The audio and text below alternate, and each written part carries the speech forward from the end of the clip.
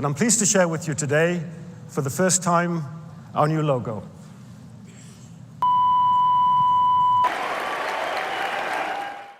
The best thing about Sony and Microsoft in full-scale battle is that, like two WWE stars constantly walking down to the ring, they celebrate in the social media audience, who themselves hold up signs that say, "Told ya, for sure not exclusive," and "Release date confirmed." Each company then goes on to pretend they aren't subtexting one another so goddamn hard it's like a nerd's version of Gossip Girl. When Microsoft and Bethesda announced that they were joining together like a kaiju into Microthesda, Sony's head of corporate intrigue went out of his way to discuss exclusives and not just buying companies and how they believe in everything taking time. And oh wait, Sony just bought Housemarque.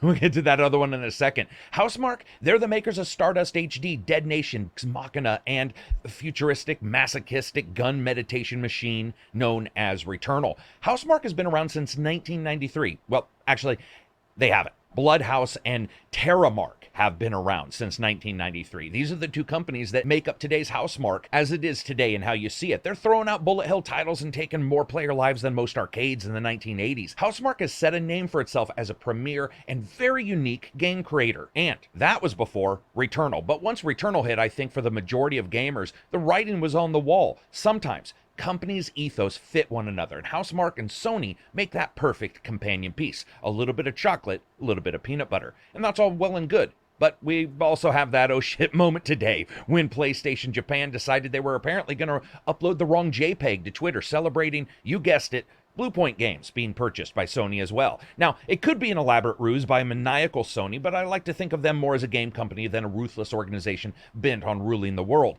So count that one soon to be announced, resulting in Sony owning two companies that, just like Microsoft and their past acquisitions, have worked together closely for a long time. Bluepoint, of course, making the incredible Demon Souls exclusive for PS5, and unlike most other Sony exclusive titles, that one seems to be sticking confirmed to next gen. We will see the output from these companies in the future, and each is going to have their own eclectic timetables that are going to move and shift and adjust ever so much as the world continues to come to grips with some hard-hitting changes in the development and business cycle. Nevertheless, I'm happy for Bluepoint, and I'm happy for Housemarque. I think that this is what they wanted. They deserve it. They worked hard. They made incredible titles. They just won't be on all the systems. Sort of like, well, they weren't already.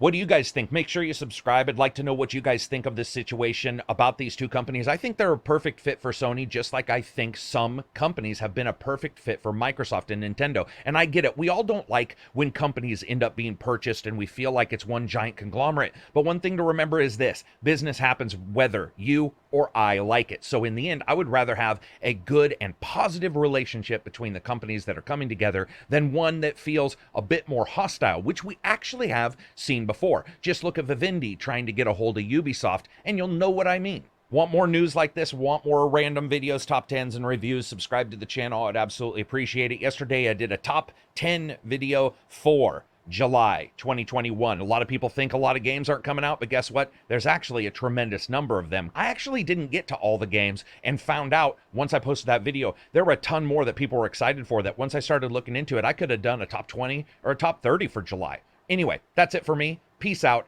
Enjoy the rest of your week.